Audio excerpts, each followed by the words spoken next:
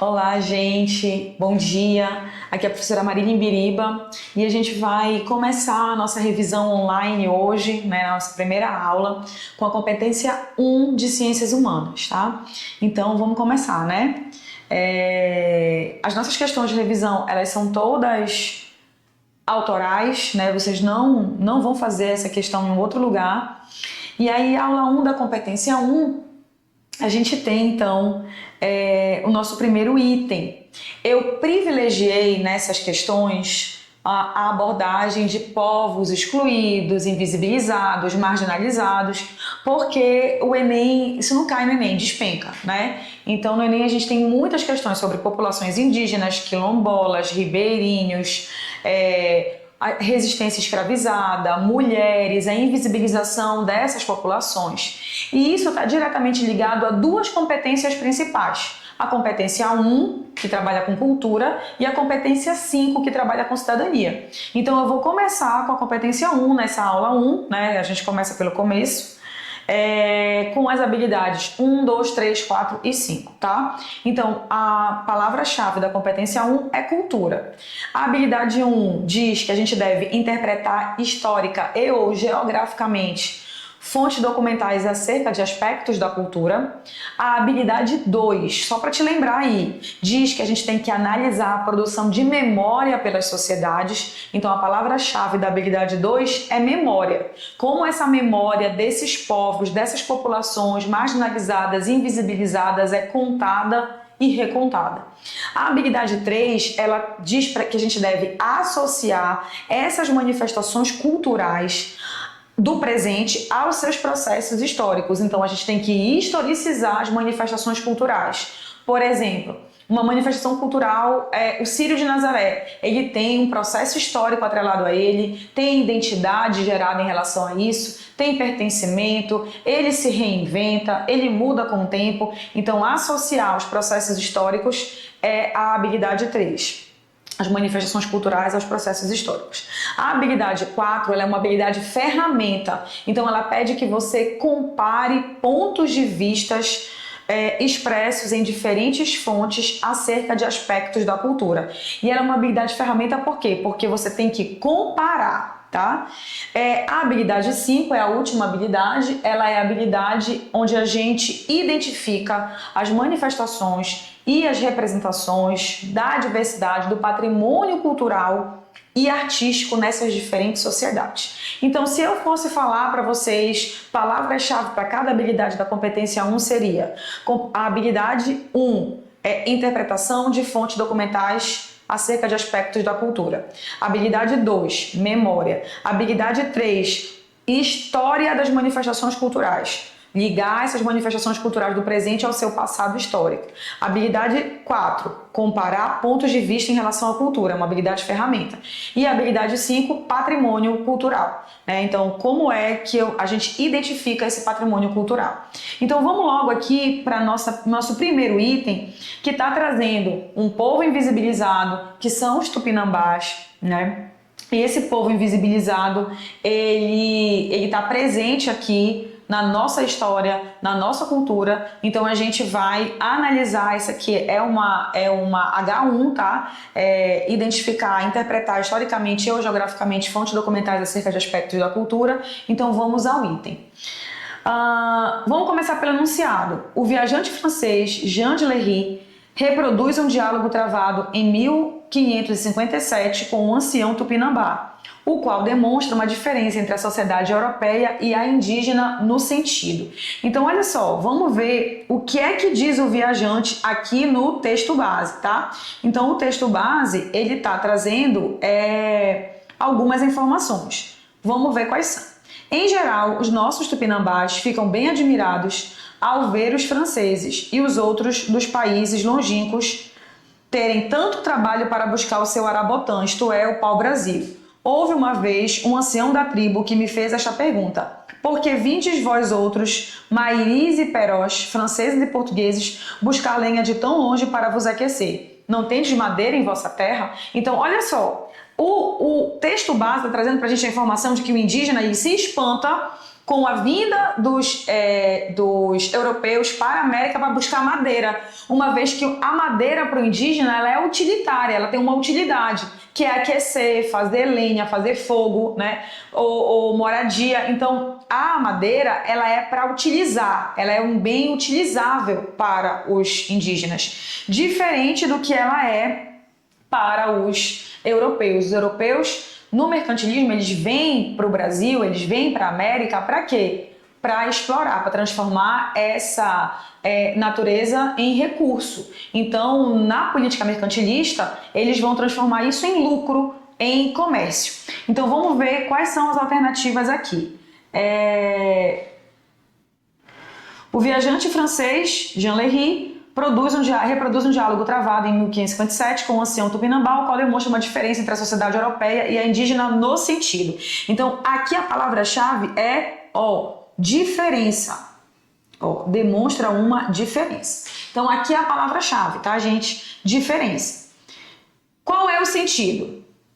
Aonde é que está essa diferença? Letra A, do destino dado ao produto do trabalho nos seus sistemas culturais. Então, um sistema cultural dá uma destinação para o trabalho e outro sistema cultural dá outra destinação para o trabalho. Então, no sistema cultural indígena, o trabalho servia para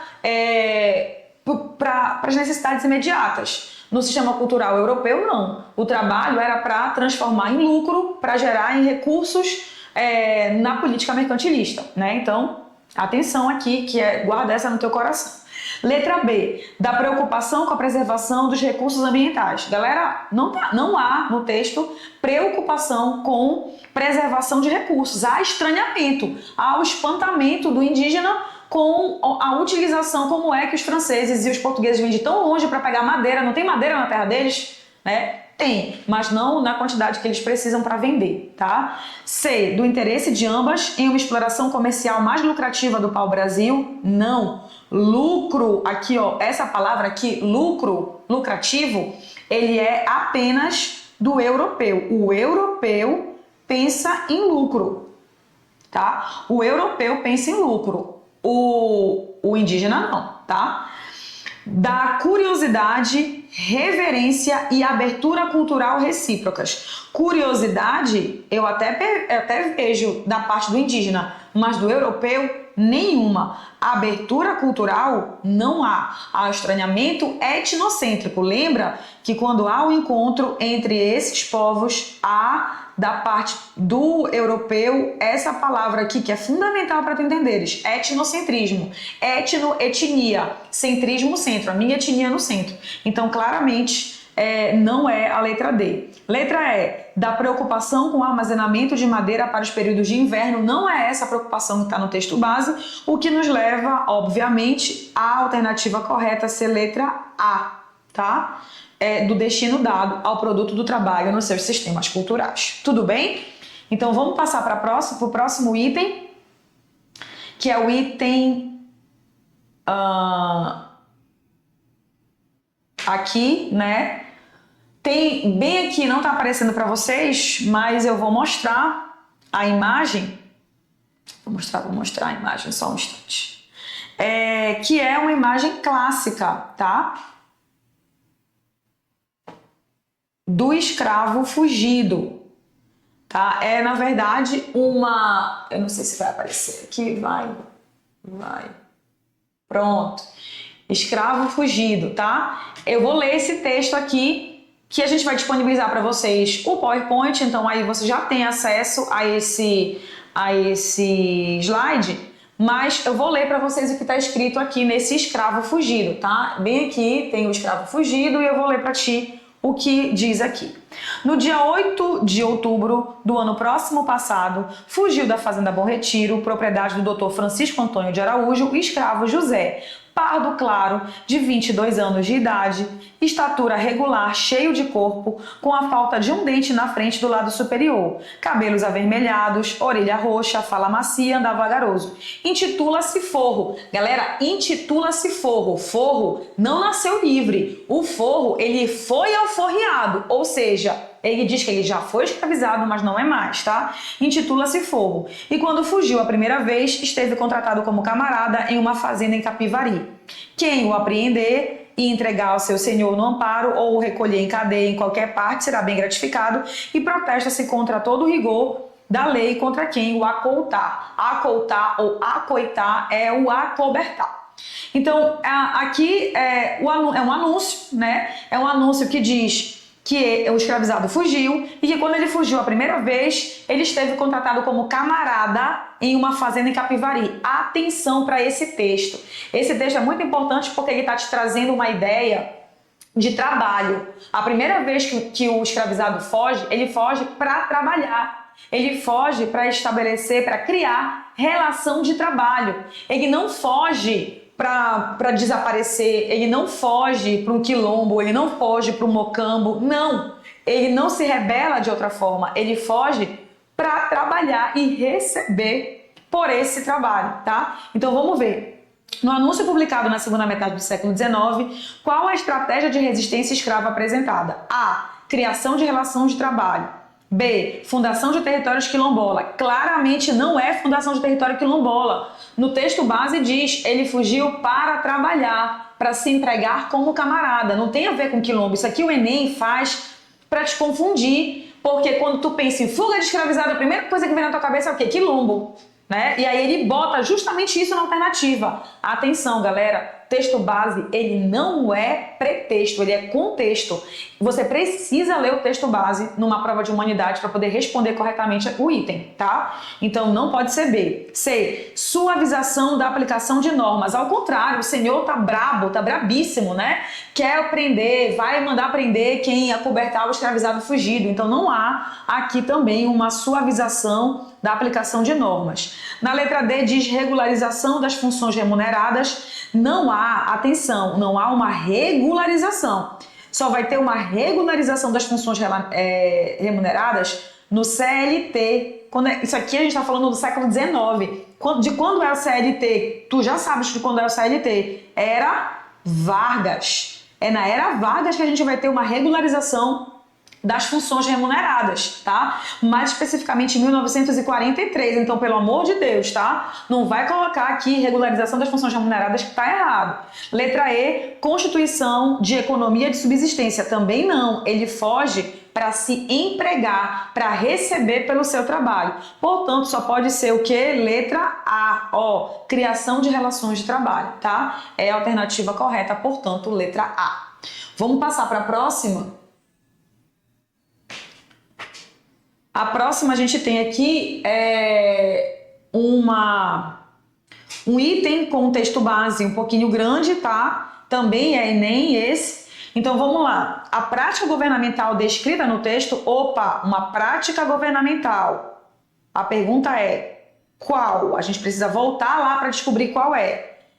Com a escolha dos temas das obras, tinha como propósito a construção de uma memória que, portanto, a gente já sabe que é um item H2, tá? Iniciou-se em 1903 a introdução de obras de arte com representações de bandeirantes no acervo do Museu Paulista, mediante a aquisição de uma tela que homenageava o sertanista que comandara, o sertanista, ou seja, o bandeirante que comandou a destruição do quilombo dos Palmares. Essa aquisição, viabilizada por verba estadual, foi simultânea à emergência de uma interpretação histórica que apontava o fenômeno do sertanismo paulista, leia-se bandeirantismo paulista, como elo decisivo entre a trajetória territorial do Brasil e de São Paulo. Concepção essa que se consolidaria entre os historiadores ligados ao Instituto Histórico e Geográfico de São Paulo ao longo das 3 primeiras décadas do século XX. Atenção, para tudo e presta atenção aqui nesse texto. Esse texto ele é muito bacana porque ele diz o seguinte: quem inventou essa história de que o bandeirante foi responsável por desbravar o Brasil foram os paulistas. E os bandeirantes eles saíram de onde? De São Paulo. Então, a narrativa que constrói a ideia, a memória de que os bandeirantes são heróis é dos paulistas, que era a terra dos bandeirantes. Você vai em São Paulo, é Rodovia dos Bandeirantes, é Rede Bandeirantes de televisão, né? É tudo bandeirante. É Borba Gato, é Raposo Tavares, tudo nome de bandeirantes. Por quê? Porque há uma tentativa de construção da memória que vai privilegiar um estado, tá? E essa construção de memória, olha só, olha a data que ele está dizendo aqui, 1903, Primeira República. Primeira República, uma das principais características da Primeira República que tu te lembra desde o fundamental é que tinha uma política chamada política do café com leite, onde as duas principais oligarquias brasileiras é que comandavam a política. Quais eram essas oligarquias? De quais estados? Adivinha, te dou um doce se tu adivinhar. Minas Gerais era uma, que era o leite. E o café era da onde? São Paulo. Então, claramente, São Paulo está ali se organizando como esta que vai deter o poder de contar a história para construir a memória da sua supremacia em relação à nação, tá? Então, vamos lá. Essa prática governamental escrita no texto, com a escolha dos temas das obras, tinha como propósito a construção de uma memória que afirmava a centralidade de um Estado na política do país. A gente já começa logo com a alternativa correta. É exatamente essa. Letra B. Resgatava a importância da resistência escrava aonde, gente? O Bandeirante ele foi o responsável por destruir o Quilombo dos Palmares. Então, se o Quilombo é a resistência escravizada e eles estão privilegiando a memória de quem destruiu o Quilombo, tu não tem como dizer que eles estão resgatando a importância da resistência escravizada, ao contrário. Letra C. Evidenciava a importância da produção artística no contexto regional, não era arte pela arte. A arte com uma ideia política por trás. Letra D. Valorizava a saga histórica do povo na afirmação de uma memória social. Que povo? Não, dos paulistas. Letra E. Destacava a presença do indígena no desbravamento do território. Também não. Destacava a presença do paulista no desbravamento do território, tá? Então essa só pode ser letra A. Próximo item. Esses itens aqui, eles estão, são os itens 6, ó. É o item do teu material, tá? Então tu vistes, olha, esse aqui foi o item 4. Tá? Do teu material. Esse aqui é o item 3 do teu material. Esse aqui é o item 1 do teu material. Então eu escolhi alguns itens pra gente fazer aqui nessa aula, tudo bem? Então vamos lá, próximo item, que é o item 6. Em sociedades de origem tão nitidamente personalistas como a nossa, é compreensível que simples vínculos de pessoa a pessoa, independentes e até exclusivos de qualquer tendência para a cooperação autêntica entre os indivíduos, tenham sido quase sempre os mais decisivos. As agregações e relações pessoais, embora por vezes precárias, e de outro lado, as lutas entre facções, entre famílias, entre regionalismos, faziam dela um todo coerente e amorfo. O peculiar da vida brasileira parece ter sido, por essa época, uma acentuação singularmente enérgica do afetivo, do irracional, do passional e uma estagnação ou antes uma atrofia correspondente das qualidades ordenadoras, disciplinadoras e racionalizadoras. Cara, o traço formador é o que está pedindo no enunciado. Um traço formador da vida pública brasileira expressa, segundo a análise do historiador, preste atenção, em sociedades personalistas, tá? Como a nossa. Rigidez das normas jurídicas, prevalência de interesses privados, olha como casa com a letra B aqui. O que é interesses personalistas? É confundir o público com o privado. No Brasil, as pessoas confundem o público com o privado. O Brasil, ele é personalista nesse sentido, porque os nossos governantes, eles confundem o erário público, o dinheiro público, como se deles fosse, né? É um outro nome, um nome mais fino para a corrupção. No Brasil, há esse personalismo, né? Há a prevalência de interesses privados em detrimento aos interesses coletivos. Então, só pode ser letra B de bola. Solidez na organização institucional, ao contrário, né? Porque está falando ali de interesses privados. Legitimidade das ações burocráticas também não é. Estabilidade das estruturas políticas também não. Então, está falando aqui, ó, de origens personalistas, de característica personalista, né? Só pode ser letra B de bola, ok? Então nós já fizemos a sexta, a quarta do teu material, a terceira e a primeira, e agora a gente vai para a última questão, que é maravilhosa, é a sétima do teu material. Então tem uma imagem aí que aparece para ti, essa imagem, né? Muito bacana, eu vou aumentar aqui um pouquinho para a gente identificar que nessa imagem, olha lá, você tem uma mulher negra aqui, né? Você tem um homem, esse homem aqui, gente, ele é italiano, tá? Vou te dar logo o papo. Ele é italiano, tá? Você tem uma mulher que é filha dessa mulher aqui, e você pode ver que ela não é nem tão negra quanto a mãe, né? E nem tão branca assim, ela é o que a gente chama de mestiça. E no colo dela deixa só eu apagar aqui para você ver, no colo dela tem um bebê extremamente branco. E essa mulher, olha o que ela está fazendo, ela está bradando para cima, levantando as mãos para os céus e agradecendo. O nome da imagem é A Redenção de Cã, tá? A Redenção de Cã. Na imagem, o autor procura representar as diferentes gerações de uma família associada a uma noção consagrada pelas elites intelectuais da época, que era de quê? Então, olha só, ele tenta representar diferentes gerações de uma família e essa família, né, ela tá ali sendo representada e a gente pode associar a uma noção consagrada pelas elites intelectuais da época, que é o quê? Então, a gente tá aqui, ó, a imagem ela é de 1895, final do século XIX, ali na virada do 19 para o 20, e a gente tem o processo de embranquecimento da população. No final da escravidão, do período da escravidão, a gente tem a vinda de imigrantes, principalmente italianos e alemães para o Brasil, e um dos objetivos era embranquecer a população, não só fenotipicamente, com cor da pele, olhos e tal, embranquecer no sentido físico, mas embranquecer culturalmente também a gente, né? O Brasil. Então isso tá muito ligado ao darwinismo social. Vamos procurar isso dentre as alternativas. Defesa da democracia racial. Ninguém aqui estava defendendo democracia racial. A ideia de democracia racial ela vai vir com o Freire, tá? Só em 1930. Então não há essa ideia de democracia racial aqui na virada do século XIX para o século XX.